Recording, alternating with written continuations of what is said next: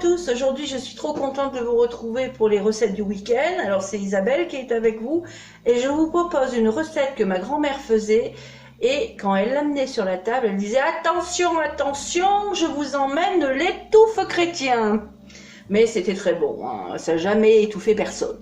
Mais bon, c'était comme ça que ça se nomme, je pense, hein. Enfin, tout du moins, ma grand-mère l'a nommé comme ça. Voilà, alors pour cette spécialité auvergnate, cantalienne, je vous propose d'avoir à votre disposition 2 pâtes brisées. Alors, les pâtes brisées du commerce font très bien l'affaire. 350 g de pommes de terre qu'on va éplucher et émincer. 300 g de chair à saucisse. 2 petits oignons. Une belle gousse d'ail. Un peu de thym, un peu romarin, mais ça c'est facultatif, hein, c'est suivant ce que vous aimez ou pas. Et puis de la pousse d'oignon. Moi j'appelle ça de la pousse d'oignon, mais je ne sais pas si ça a un nom, je ne sais pas, mais moi je l'appelle comme ça. Quand j'ai un oignon qui germe, vous devez en avoir aussi dans vos cuisines, l'oignon commence à pousser comme ça. Eh bien ne le jetez pas surtout. Prenez un petit pot, mettez un peu de terre. Mettez votre oignon au milieu de ce pot, recouvrez mais pas trop de terre, et vous allez voir apparaître ces tiges vertes là. Hein, et ça agrémente les salades, les omelettes, les plats mijotés, etc. etc. C'est du bonheur, c'est gratuit, la nature est formidable, et ça a un petit goût magnifique. Testez-le, vous m'en redirez des nouvelles. Bon, eh bien, nous voilà parés pour cette recette. Hein. Je vous ai dit le sel et le poivre, je pense. Et puis maintenant, on va se jeter à l'eau. Voilà, on se retrouve au moment où on va mettre la chair à saucisse, les oignons. On va les faire revenir assez rapidement.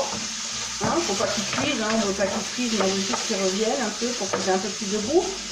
Et on va rajouter, pour vous donner un peu de goût, vous pouvez saler un petit peu, la saler et poivrer en même temps. Et on va rajouter l'ail, un peu de romarin, un peu de thym. Voilà. Juste un petit peu comme ça. Alors on le fait revenir un peu pour que le goût soit un peu meilleur. Voilà. Alors on se retrouve une fois que ça s'est bien revenu et on passera après cette chair à saucisse à nouveau dans un mixeur, mais alors pas trop fine parce qu'elle est déjà fine en soi. Et puis après on continuera notre recette. Voilà. Alors voilà, on a à nouveau mixé notre chair à saucisse. Elle est belle. On a lavé les pommes de terre qu'on vient de couper. Alors vous voyez, elles sont à peu près coupées comme ça, là. Pas trop minces mais pas trop épaisses non plus. On va rajouter dans ces pommes de terre notre fameuse feuille d'oignon. Alors si vous avez du persil, vous mettez du persil, c'est pas du persil, c'est bien aussi. Voilà. Vous mettez du persil, vous mettez une bonne pincée de sel, vous rajoutez une bonne pincée de poivre. Voilà, très bien. Là, vous mélangez les pommes de terre là, pour qu'il y ait un peu de persil ou de feuilles à oignon ou de ciboulot, ou ce que vous voulez, qui soit bien mélangé avec vos pommes de terre. Et là, il ne nous reste plus soit à étaler votre pâte, soit à la dérouler. Voilà, on arrive au final de notre étouffe chrétien. Donc, après avoir étalé la pâte ou l'avoir déroulée, mais franchement déroulée là, ça va tellement mieux. Hein. J'ai galéré pour la mettre dans un moule à manquer. Voilà. Donc j'ai mis dans un moule à manquer. Là, on va prendre nos pommes de terre qu'on va venir placer là, tout autour, en rosace. Un peu comme on ferait avec une tarte aux pommes, quoi. Hein. Voilà, on va venir placer nos pommes de terre comme ça. Voilà, on continue. Et une fois que j'aurai fini de placer mes pommes de terre, je vous reprends. Hein. Vous n'allez pas me regarder placer des pommes de terre. Ça serait long, je pense. À tout de suite. Voilà, on a mis nos pommes de terre en rosace au fond du plat. On va aller chercher notre chair à saucisse. Je ne sais pas si vous voyez bien. Chercher la chair à saucisse. Tac, tac. Voilà, on met un peu à côté pour nourrir les orphelins. Voilà. On étale bien la chair à saucisse sur le dessus des pommes de terre. Voilà, comme ça. Et rebelote.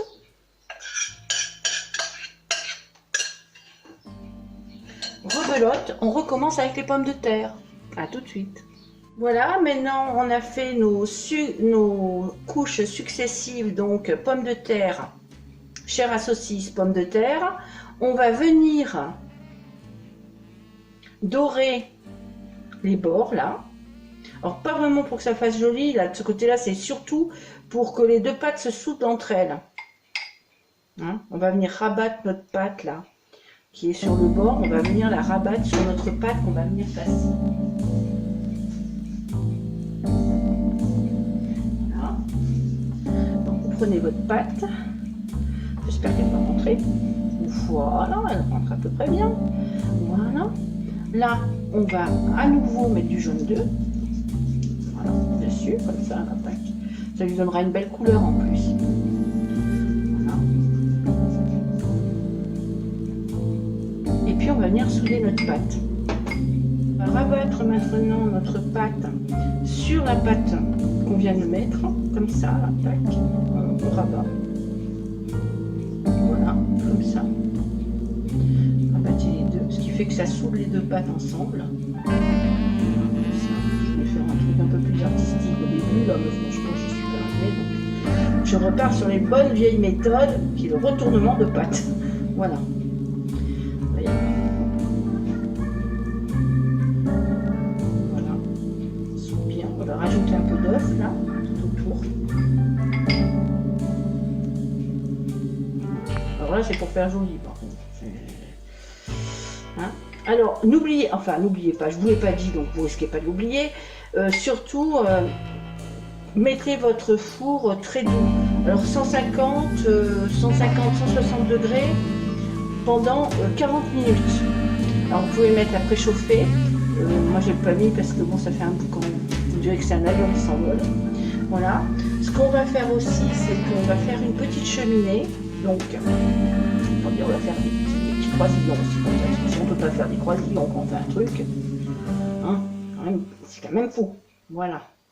Comme ça, elle sera croisée. Elle sera jolie. Encore un peu, tiens. Il n'y a jamais trop de croisillons.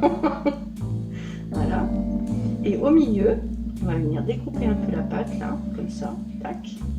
On va faire comme si on faisait une croix. Voilà. On va ramener la pâte comme ça. Voilà, on fera un autre petit dessin à peu près au milieu. Voilà, petite cheminée. Voilà. Et ça, c'est pour vraiment laisser. Si vous dire, elle est épaisse, ma pâte, vraiment. Moi, je regrette presque de ne pas l'avoir acheté. Ça aurait été peut-être mieux. Alors voilà, notre étouffe chrétien est enfin prêt. Alors notre fameux étouffe chrétien est fin prêt à être mangé. J'en ai découpé une part, j'en ai goûté une part, il est très très bon. J'ai eu peut-être la main un peu lourde sur la pâte au-dessus du pâté, mais bon, elle est quand même très très bonne. Et je vous souhaite donc un bon dimanche, un bon week-end, et puis à vous retrouver très prochainement pour les recettes salées.